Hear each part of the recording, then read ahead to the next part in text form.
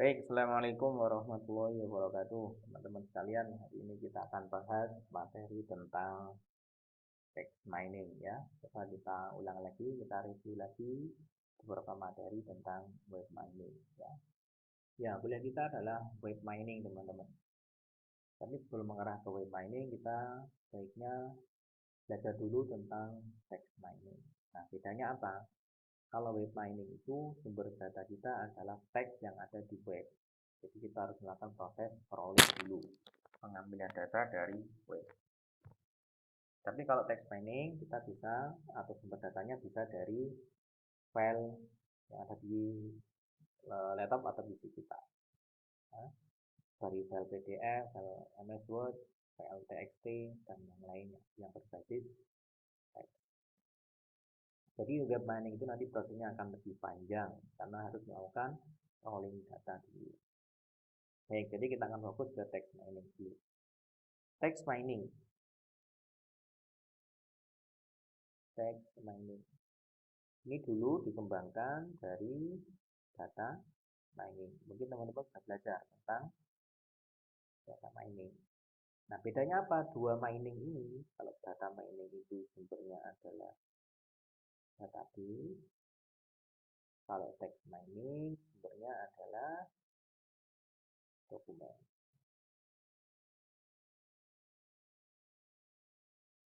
Sehingga algoritma-algoritma yang ada dalam data mining itu ya banyak dipakai juga di text mining atau hampir sama. Nah, sekarang kita baca dulu bagaimana sih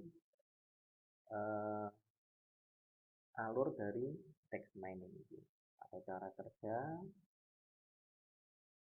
dari text mining. Kita mulai dari dokumen dulu. Jadi kita kalau mau melakukan text mining kita harus punya koleksi dokumen dulu. Koleksi dokumen.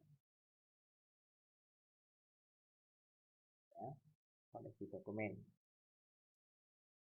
Langkah berikutnya yang perlu kita lakukan sama dengan di data mining yaitu pre-processing.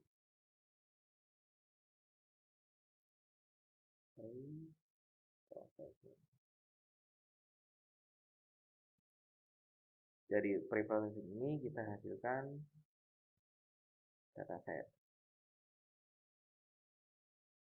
Nah, setelah terbentuk dataset, baru kita bisa melakukan mining dengan algoritma yang banyak, yang bermacam-macam, yang bisa menghasilkan solusi atau tujuan yang kita kehendaki.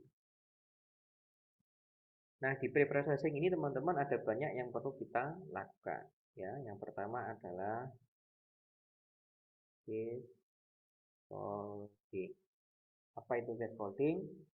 Merubah semua teks yang ada di dalam dokumen ke dalam huruf kecil. Itu namanya case folding. Jadi di dalam dokumen 1, 2, 3, dan semuanya kita rubah teksnya ke huruf kecil.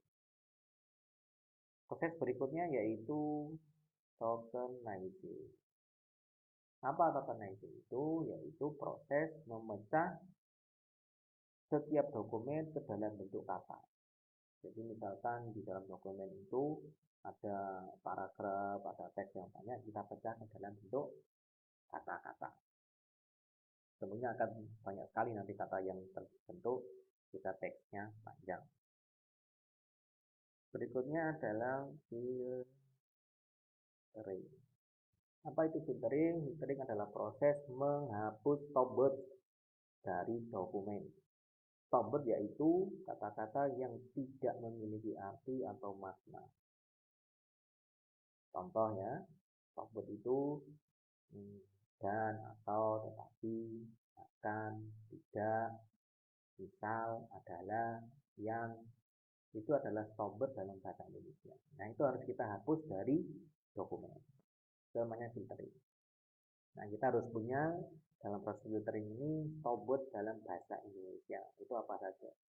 Kita bisa cari di website, di web banyak sekali database ya yang berisi tentang stopword dalam bahasa Indonesia.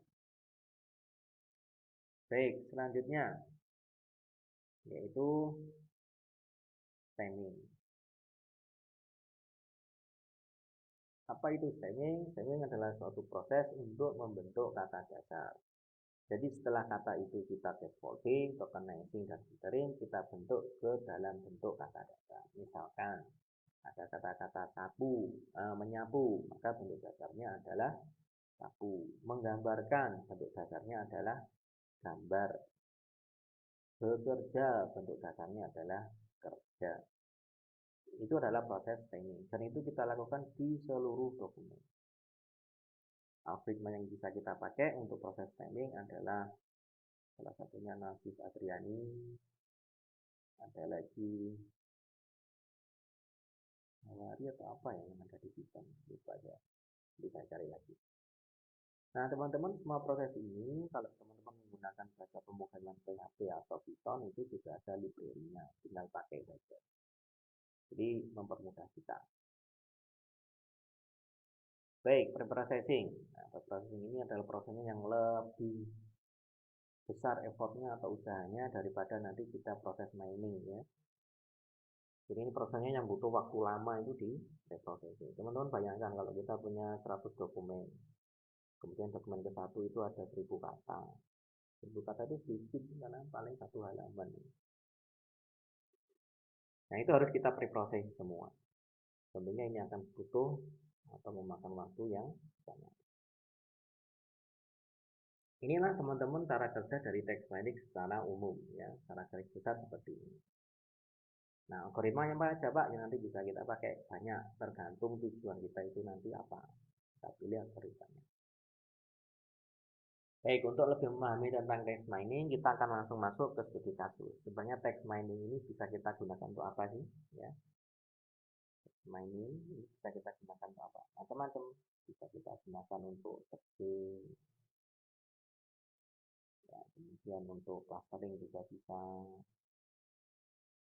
mengelompokkan dokumen ya. Dokumen ini termasuk kelompok membahas tentang apa, dokumen ini membahas tentang apa, itu namanya clustering. Ada nanti opening and mining, banyak sekali yang bisa kita kerjakan dengan menggunakan text mining.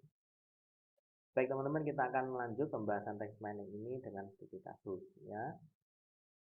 Kita nanti akan bahas text mining untuk proses searching ya, proses searching. Baik, saya tekan dulu videonya. Kita nanti masuk ke video berikutnya. Kita akan bahas text mining untuk searching dengan beberapa metodenya. Semoga bermanfaat.